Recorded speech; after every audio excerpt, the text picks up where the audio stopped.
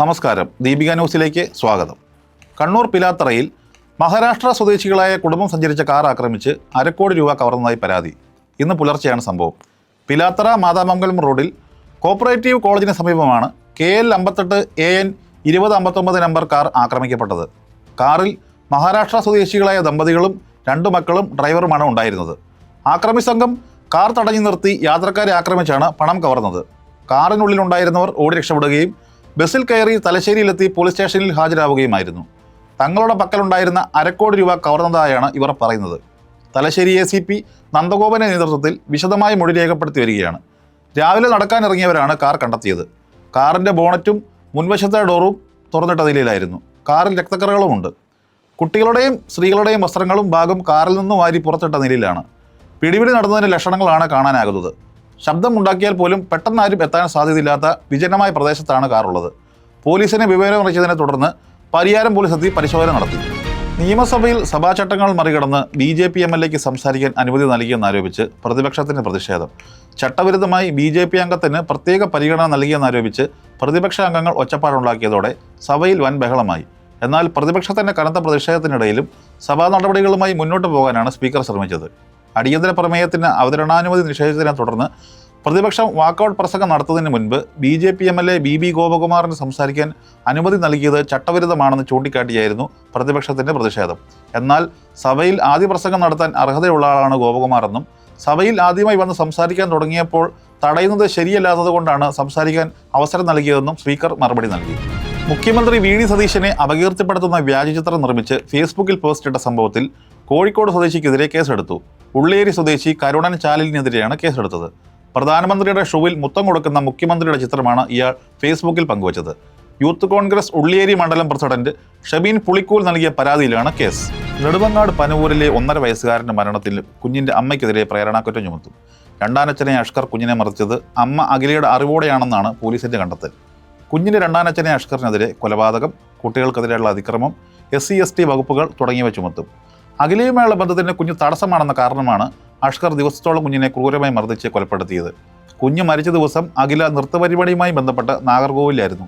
ഇത് കൊലപാതകം നടത്താൻ സൗകര്യമൊരുക്കാനാണോ എന്ന് പോലീസ് പരിശോധിക്കുന്നുണ്ട്. കുഞ്ഞിനെ കൊലപ്പെടുത്താനായി അഷ്കർ മാസങ്ങൾ നീണ്ട ആസൂത്രണം നടത്തിയെന്നുമാണ് പോലീസിന്റെ നിഗമനം. അഷ്കർ കുഞ്ഞിനെ വീടിൻ്റെ പടിക്കെട്ടിൽ നിന്ന് തള്ളിയിട്ടതിനെ തുടർന്നാണ് 2 കൈകളും ഒടിഞ്ഞത്. എന്നാൽ സൈക്കിളിൽ നിന്നും വീണ് പരിക്കേറ്റുവെന്നാണ് അഷ്കറും അഖിലയും എല്ലാവരോടും പറഞ്ഞത്.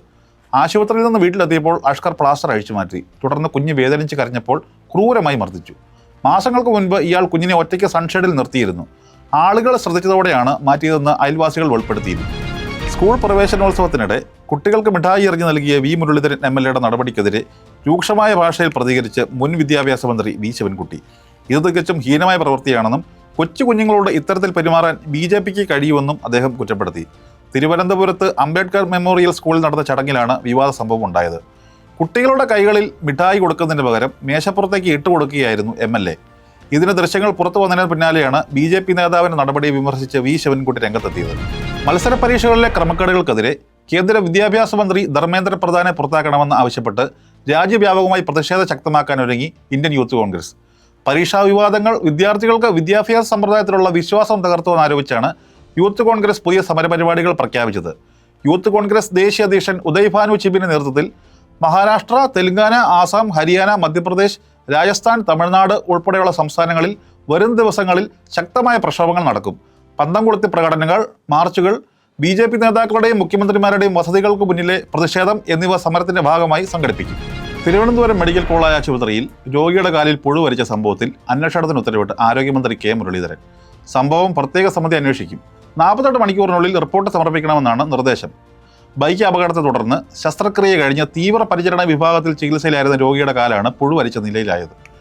പാരിപ്പള്ളി സ്വദേശിയായ രാജേന്ദ്രപ്രസാദിനാണ് ആശുപത്രി അധികൃതരുടെ ഭാഗത്തു നിന്നും ഈ ദുരനുഭവം ഉണ്ടായത്. കഴിഞ്ഞ മാസം 28-നാണ് രാജേന്ദ്രപ്രസാദിന് ബൈക്ക് അപകടത്തിൽ കാലിന് ഗുരുതരമായി പരിക്കേൽക്കുന്നത്. തുടർന്ന് മെഡിക്കൽ കോളേജ് ആശുപത്രിയിൽ പ്രവേശിപ്പിച്ച ഇയാളുടെ കാലിൽ അടിയന്തര ശസ്ത്രക്രിയ നടത്തി കമ്പിയിട്ടിരുന്നു. സർജറിക്ക് ശേഷം കഴിഞ്ഞ 5 ദിവസമായി ICUവിൽ നിരീക്ഷണത്തിലായിരുന്നു ഇയാൾ.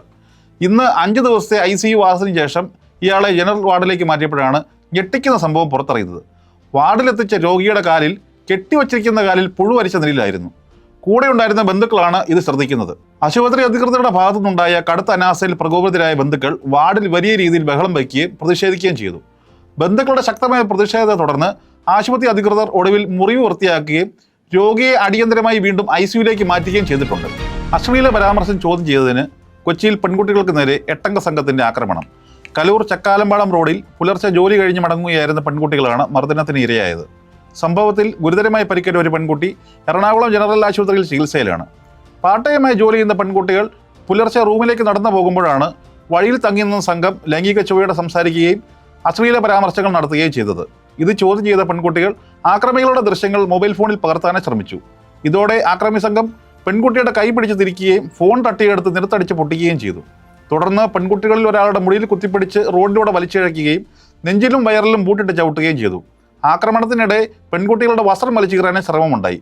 2 യുവതികളും 6 പുരുഷന്മാരും അടങ്ങുന്ന 8 അംഗ സംഘമാണ് ആക്രമണത്തിന് പിന്നിലെന്ന് എറണാകുളം നോർത്ത് പോലീസ് വ്യക്തമാക്കി.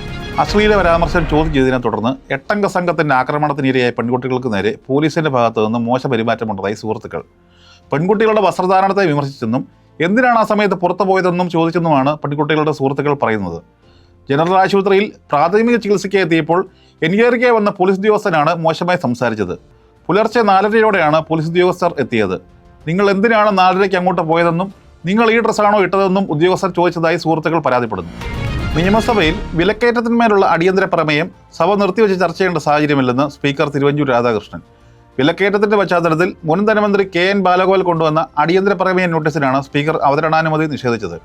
സംസ്ഥാനത്തിന്റെ യഥാർത്ഥ ധനസ്ഥിതി വ്യക്തമാക്കുന്ന വിസ്മയകരമായ ധവളപത്രം സർക്കാർ ഉടൻ പുറത്തിറക്കുമെന്ന് മുഖ്യമന്ത്രി VD സതീശൻ സഭയെ അറിയിച്ചു. എന്നാൽ മുഖ്യമന്ത്രിയുടെ ഈ പ്രസ്താവനയ്ക്കെതിരെ കടുത്ത ഭാഷയിലാണ് പ്രതിപക്ഷ നേതാവ് പിണറായി വിജയൻ പ്രതികരിച്ചത്. സർക്കാരിന്റെ ഇത്തരം ഉമ്മാക്കി കണ്ട് ആരും പേടിക്കില്ലെന്ന് പിണറായി വിജയൻ തിരിച്ചടിച്ചു. കേരള നിയമസഭയുടെ ചരിത്രത്തിലാദ്യമായി BJPക്ക് സഭയ്ക്കുള്ളിൽ സ്വന്തമായി ഓഫീസ് അനുവദിച്ചു. നിയമസഭാ സമുച്ചയത്തിൽ BJP പാർലമെന്ററി പാർട്ടിക്ക് ഓഫീസ് അനുവദിച്ചുകൊണ്ട് സ്പീക്കറുടെ ഓഫീസ് ഉത്തരവിറക്കി. നിയമസഭാ സമുച്ചയത്തിലെ 303-ാം നമ്പർ മുറിയാണ് പാർലമെന്ററി പാർട്ടി ഓഫീസായി അനുവദിച്ചത്. പൂജയ്ക്ക് ശേഷം ഓഫീസ് തുറക്കുമെന്ന് നേതാക്കൾ പറഞ്ഞു. യുവമോർച്ച സംസ്ഥാന നേതാവിനാണ് ഓഫീസ് ചുമതല. ഇതോടെ ഇന്നത്തെ വാർത്തകൾ അവസാനിച്ചു. സത്യസന്ധമായ വാർത്തകൾ അറിയാൻ ദീപിക ന്യൂസ് ഫോളോ ചെയ്യൂ.